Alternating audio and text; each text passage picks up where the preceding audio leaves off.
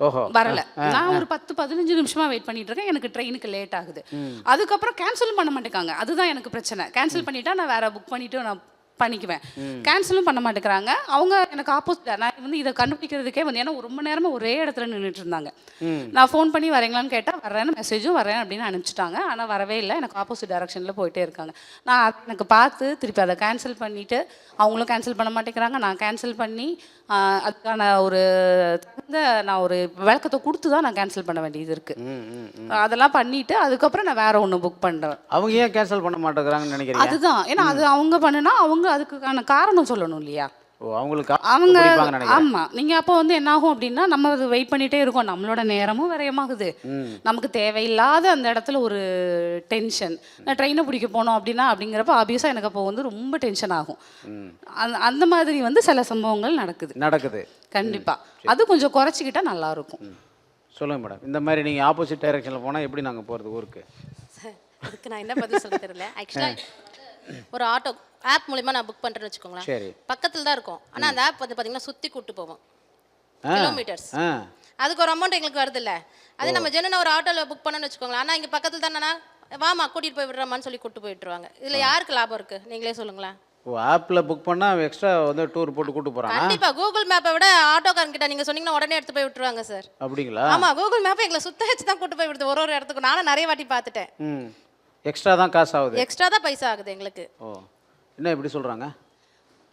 அதுதான் சார் நான் ஏற்கனவே சொன்ன மாதிரி தான். நான் எனக்கும் நிறைய ஆட்டோவில் நான் ஆப்பில் நான் போட்டு நான் நிறைய எனக்கு நல்ல டிரைவர்ஸ் வந்து வந்திருக்காங்க. 5 ரூபாய் கூட வந்து எக்ஸ்ட்ரா காசு வாங்காத டிரைவர்களும் எனக்கு இருக்கிறாங்க. இதெல்லாம் பொறுத்து பார்த்தோம் அப்படின்னா பொதுவாகவே எல்லா பிரச்சனைகளும் நிறைய இருந்தாலும் இங்கே வந்து நமக்கு சரியாக வேண்டியதுன்னு பார்த்தோம் அப்படின்னா தனிநபர்கள் வந்து அதை வந்து நிறைய யோசிக்கணும். இங்கே வந்து நம்ம பொதுவாக ஒரு என்ன சொல்கிறது பொட்டாம் பொதுவாக வந்து நம்ம சொல்லிட முடியாது. ஆப்னாலேயே நமக்கு பிரச்சனை இல்லை, நம்ம தனியாக நமக்கு தெரிஞ்ச ஆட்டோகளை புக் பண்ணால் அங்கே நல்லாயிருக்கும் அப்படின்னு எந்த ஒரு இதையுமே சொல்லிட முடியாது. அவங்க சொன்ன மாதிரி தான் ஒரு நல்லதும் இருக்கும் ஒரு கெட்டதும் இருக்கும். நமக்கு எப்படி அமைகிறது, நமக்கு எப்படி நமக்கான அனுபவம் கிடைக்கிறதுங்கிறத வச்சு தான் நம்ம நிறைய எங்கள் முடிவுகளை எடுக்கிறோம். ஸோ எனக்கு வந்து கிடைச்ச அனுபவங்கள் ரெண்டுமே கிடைச்சது. இந்த மாதிரியும் கிடைச்சது. அதே மாதிரி எவ்வளோ ராத்திரியில் வந்து நான் கேபு போட்டு போனாலும் ஆட்டோ போட்டு போனாலுமே புக் பண்ணி போனாலுமே வந்து நல்ல டிரைவர்கள் அமைஞ்சு பாதுகாப்பாக கொண்டு போய் விட்ட அனுபவமும் எனக்கு இருக்கு நிச்சயமாக இருக்குது. அதனால் என்னால் நான் இது வந்து ரொம்ப மோசம்னு என்னால் சொல்லவும் முடியாது, அது நான் ரொம்ப நல்லா இருக்கும்னு என்னால் சொல்ல முடியாது. ஸோ ரெண்டுமே எனக்கு அனுபவங்கள். அதே மாதிரி இதில் எனக்கு இந்த அனுபவத்தில் நீங்கள் இப்போ சொன்ன மாதிரி வரேன்னு சொல்லிட்டு வெயிட் பண்ணி வராமல் போன அனுபவமும் எனக்கு இருக்குது. ஸோ அதனால நமக்கு வந்து இப்போ இங்கே வந்து நமக்கு நிறைய மாற வேண்டியது என்ன அப்படின்னா வந்து எந்த ஆட்டோ டிரைவர்ஸுமே வந்து அவங்க மக்களோட இதை வந்து கொஞ்சம் மனசில் வந்து நினச்சிக்கணும். வந்து நம்ம வந்து கொஞ்சம் நமக்கு கண்டிப்பாக சம்பாதிக்கிறதுக்காக தான் எல்லாரும் தொழில் பண்ணுறாங்க. அது கண்டிப்பாக இல்லைன்னு சொல்லவே முடியாது. சம்பாத்தியத்தை தாண்டி கொஞ்சம் மனித நேயத்தோடு இருக்கணும். சூப்பர். சொல்லுங்கள் மேடம், நீங்கள் சொல்லுங்கள். ஆக்சுவலாக எனக்கே இதில் ஒரு அனுபவம் இருக்குது. லாஸ்ட் டைம் வந்து ஒரு அம்மாவுக்கு கொஞ்சம் உடம்பு முடியல, ஒரு எமர்ஜென்சி ஹாஸ்பிட்டலுக்கு போயாச்சு. அங்கேருந்து ரிட்டர்ன் வீட்டுக்கு வரணும். ஒரு ஆப் புக் பண்ணோம். கிட்ட வந்துட்டு நாங்கள் பக்கத்துலேயே இருக்கோம். நாங்கள் ஒரு 5 கிலோமீட்டர்ஸ்க்குள்ளே இருக்கோம். சரி.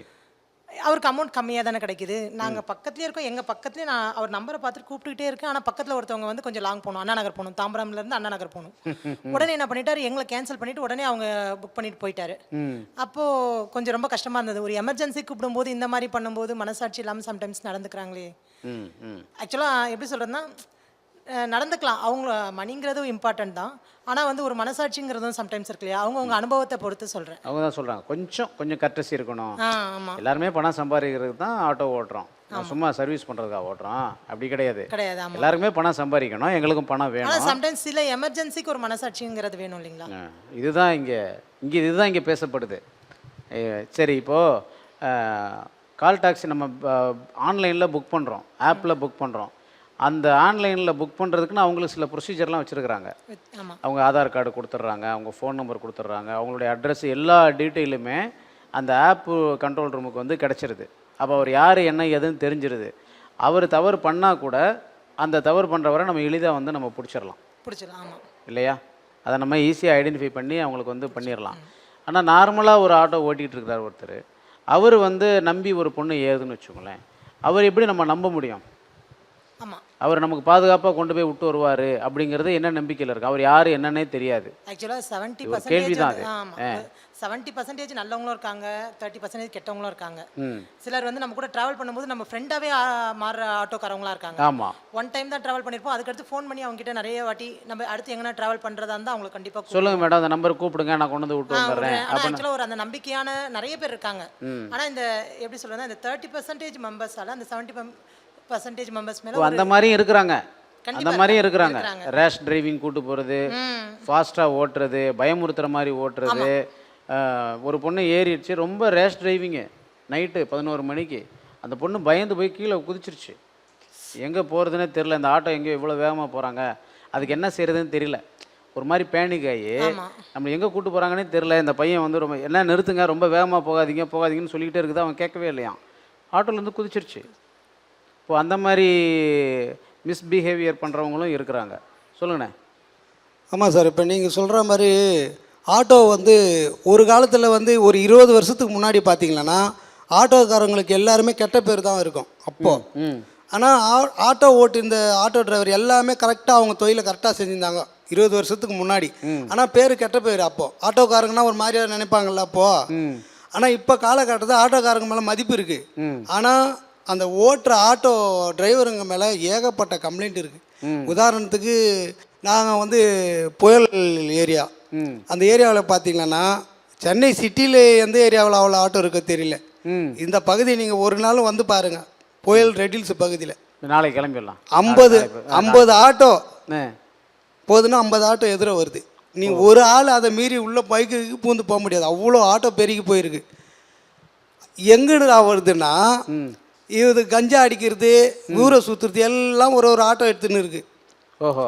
இதுலனா ஒரு கோரிக்கையாகவே நான் சொல்கிறேன் ஆட்டோ சங்கத்துக்கு. இப்போ நம்ம சொல்கிறோம்ல, இந்த தனியார் அந்த கால் டாக்ஸி ஆட்டோவெல்லாம் நம்மளுடைய டீட்டெயில் அவங்க வாங்கிடுறாங்க. ஆனால் இந்த ஆட்டோவுக்கு டீட்டெயில் யார் வாங்குறாங்க?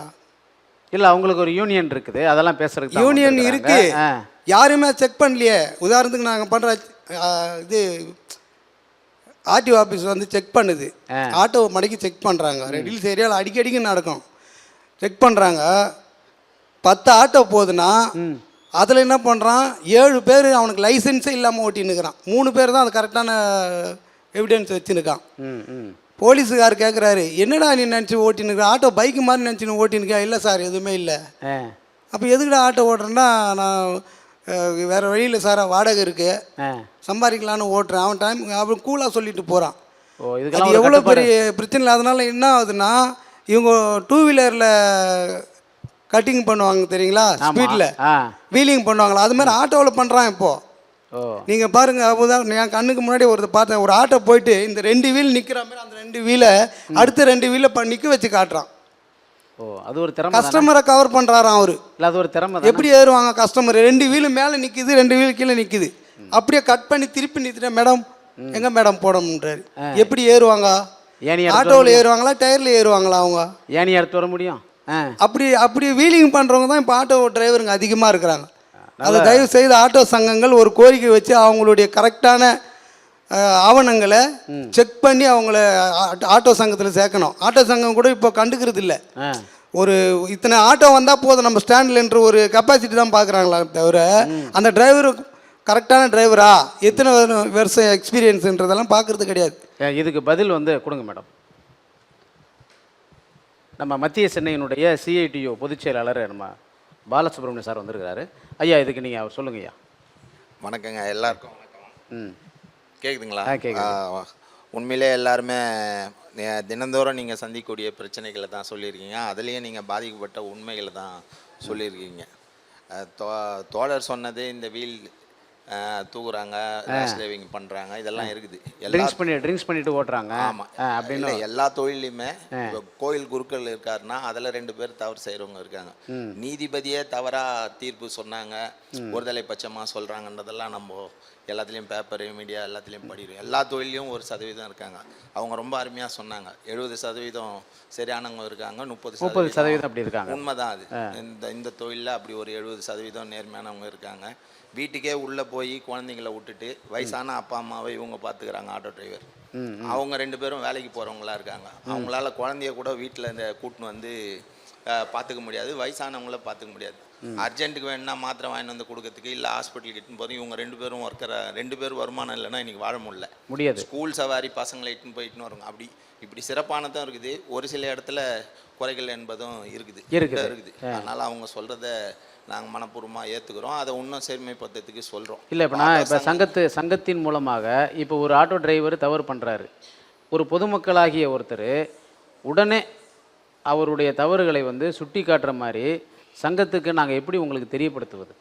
சங்கத்துக்கு நம்பர் இருக்குது எல்லா போர்ட்லேயும். இப்போ சென்னையில் வந்து இப்போ ஒரு ஆட்டோ இருக்கிறாரு, அவர் எந்த சங்கத்துக்காரரு, இவர் மத்திய சென்னையா, வட சென்னையா, தென் சென்னையா அப்படிங்கிற ஒரு குறிப்பு வந்து ஒரு ஆட்டோ மேலே நமக்கு தெரியாது. அது நமக்கு அந்த மாதிரி சங்கத்திலேருந்து நீங்கள் இதை ஏன் குறிப்பிடக்கூடாது? இந்த ஆட்டோ இந்த சங்கத்தை சேர்ந்த ஆட்டோ, இந்த ஆட்டோவிலேருந்து ஏதாவது இப்போ நம்ம சொல்கிறோம்ல, ஏதாவது ஓவர் ஸ்பீட் அப்படின்னா இந்த நம்பருக்கு வந்து காண்டாக்ட் பண்ணுங்கள் அப்படின்னு ஒரு ஸ்டிக்கர் அடிச்சு ஓட்டுறாங்கல்ல. அப்போ ஒரு சங்கத்திலேருந்து இந்த ஆட்டோவிலேருந்து ஏதாவது ஒரு கம்ப்ளைண்ட் இருந்ததுன்னா இந்த சங்கத்திற்கு நீங்கள் தொடர்பு கொள்ளுங்கன்னு அப்படி நீங்கள் எதுனா ஒரு நியாயமான எதிர்பார்ப்பு உங்களுக்கு. உலகத்திலே வந்து 100 தொழிலாளி இருக்காங்கன்னா ஸ்டேட்டஸ் புள்ளி வரும். புரியுது. 100 தொழிலாளியில் 13 தொழிலாளி தான் சங்கத்தில் இருக்காங்க. அது ஏதோ தமிழ்நாட்டிலையோ இல்லை சென்னையிலையோ இல்லை இந்தியாவிலையோ அப்படி கிடையாது. உலகம் முழுக்குமே தொழிலாளி 100 பேருன்னு சொன்னால் அதில் சங்கம் சேர்றவங்க 13 பேர் தான். அதில் இந்தியாவினுடைய ஸ்டேட்டஸ் எவ்வளோன்னு சொன்னால் 8 பேர் தான். 92 பேர் சங்கம் சேர்றதில்லை எல்லா தொழிலையும். நீங்கள் ஆட்டோன்னு இல்லை, அது கட்டுமான தொழிலாளியாக இருக்கலாம், சலவை தொழிலாளியாக இருக்கலாம், தையல் தொழிலாளியாக இருக்கலாம், அரசு போக்குவரத்தாக இருக்கலாம், அரசு ஊழியராக இருக்கலாம். அப்படி இருக்கிறவங்கள சேர்றது சதவீதம்னு எடுத்திங்கன்னா 8லேருந்து 13 தான். இது உலகம் முழுக்க இருக்குது. இந்த 8லேருந்து 13 சேர்ந்தவங்களுக்கு இப்போ சிஐடியினுடைய கார்டு பார்த்தீங்கன்னு சொன்னீங்கன்னா அந்த கார்டு பின்னாடியே மது அருந்தக்கூடாதுன்னு இருக்கும், யூனிஃபார்ம் போடணுன்னு இருக்கும், ஆவணங்களை கண்டிப்பாக கேட்கும்போது காமிக்கணும்னு இருக்கும். 8ல் இருக்குது. நீங்கள் அந்த மாதிரி கார்டு கொடுத்துருக்கீங்க? ஆமாம், கார்டு கொடுத்து சங்க கார்டு கொடுத்துருக்கோம். அப்போ இந்த 13 பேர் தான். இந்த வண்டி சொன்னாங்க இல்லையா, ஓலாவில் வந்து எல்லா டாக்குமெண்ட்டும் வாங்கிக்கின்னு இணைக்கிறாங்க, அதனால் அது பாதுகாப்பு இதுக்கு இல்லைன்னு சொல்லி இதே நீதிபதி சொன்னார். இக்பால்னு சொல்லி உயர்நீதிமன்றத்தினுடைய தலைமை நீதிபதி, காஷ்மீர்லேருந்து வந்தவர். அவர் வந்து ஃபைன் வந்து ஆட்டோவுக்கு வந்து பின்னாடி வந்து டோல் ஃப்ரீ கட்டணமில்லா தொலைபேசி எண் ஏதோ சொன்னார். இப்போ எல்லா ஆட்டோவில் பார்த்தீங்கன்னா கட்டணம் இல்லாத தொலைபேசி எண் இருக்கும். டிரைவர் சீட்டுக்கு பின்னாடி ஃபோட்டோ ஓட்ட சொன்னார்.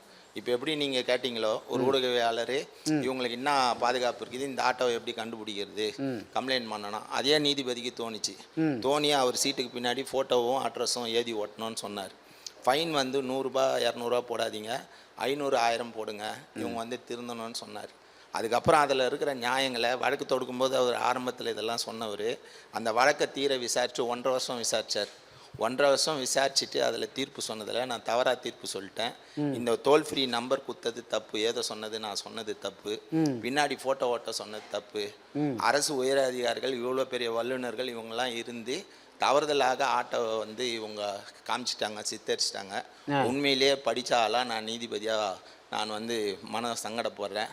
அதனால் இதை வந்து இந்த கேஸை முடிச்சு வைக்கிறேன். ஆட்டோ மேலே நடவடிக்கை எடுப்பதற்கு இந்த அரசுக்கு எந்த தார்மீக உரிமையும் இல்லைன்னு சொல்லி அந்த போக்குவரத்தினுடைய ஆணையரை, அந்த வழக்க போட்டவருடைய ஆணையரை 1 மணி நேரம் உட்கார வச்சு ₹1 ஃபைன் போட்டார். எல்லா பத்திரிகையிலையும் வந்தது. அதுக்கு நிறைய காரணங்கள் இருக்குது, நேரத்துக்கு சொல்கிறோம். அந்த டோல் ஃப்ரீ நம்பரை சொன்னதில் எந்த இடத்துல இப்போ போலீஸ் ஸ்டேஷன் இருக்குது, போலீஸ் ஸ்டேஷனுக்கு முன்ன அது இருக்குங்களா, தாசில்தார் முன்ன இருக்குங்களா? இப்போ என் வண்டி நம்பர் இருக்குதுன்னு சொன்னால் நான் ஆதார் கார்டை கொடுத்தா தான், லைசன்ஸ் அட்ரஸ் கொடுத்தா தான் வண்டியை ரிஜிஸ்ட்ரேஷன் பண்ண முடியும், இல்லைனா ரிஜிஸ்ட்ரேஷனே பண்ண முடியாது. இப்போ இருக்கிற நவீன தொழில்நுட்பத்தில் நீங்கள் வண்டி நம்பரை செல்லில் தட்டினீங்கன்னா அதில் இன்சூரன்ஸ் இருக்கா, அட்ரஸ் எல்லாமே நவீன தொழில்நுட்பத்தில் வந்தது. போலீஸ் சிக்னலில் நிற்கும் போதே எங்கள் வண்டி நம்பரை தட்டி பார்த்துட்டு ஆவணத்தை கேட்கணுன்னே கிடையாது. சட்டமே மாறி ஆன்லைனில் நீங்கள் காமிச்சா போதும், ஆன்லைன்லேயே அவர் பார்த்துக்கின்னு ஃபைனை போட்டுடுறாரு. அதுக்கப்புறம் தான் கட்டுறோம். ஆனால் நவீன தொழில்நுட்பத்தில் இந்த ஆவணங்கள் பராமரிக்கிறதும் வண்டியை கண்டுபிடிக்கிறதும் இருக்கும். இப்போ 2 வீலருக்கு வந்து 14 வருஷங்க, 14 வருஷம் போட்டு தான் அவர் போய் அந்த ஆவணத்தை சரி பண்ணணும். நடுவில் எதுவும் ஃபால்ட் இல்லைன்னா, அவர் அட்ரஸ் மாட்டார்னா, இல்லை அந்த வண்டியை விற்றுட்டாருன்னா எதுவும் கண்டுபிடிக்க முடியாது அரசால். அந்த வண்டியை பிடிச்சாதான் கேமரா மற்றதை கண்டுபிடிச்சி, இல்லைனா அந்த ஃபஸ்ட்டு ஓனரை வந்து ஸ்டேஷனுக்கு கூட்டின்னு வந்து அவர் மூலிமா யாருக்கு விற்றான்னு எந்த ஆவணமும் இருக்காது. அப்படி தான் போய் கண்டுபிடிக்கணும். ஆனால் ஆட்டோவுக்கு வந்து வருஷம் எஃப்சி அந்த எஃப்சி பண்ணும்போது நாங்கள் அங்கே போனோம். எங்களுடைய ஆதார் கார்டு அதே அட்ரஸில் இருக்குதா, அதே அட்ரஸில் நாங்கள் இருக்கிறோமான்னு எல்லா ஆவணத்தையும் செக் பண்ணிட்டு தான் ஃபிட்னஸ் சர்டிஃபிகேட்டுன்னு கொடுக்குறாங்க. அப்போ பொது போக்குவரத்து எல்லோ வாகனம்னு சொன்னால் அது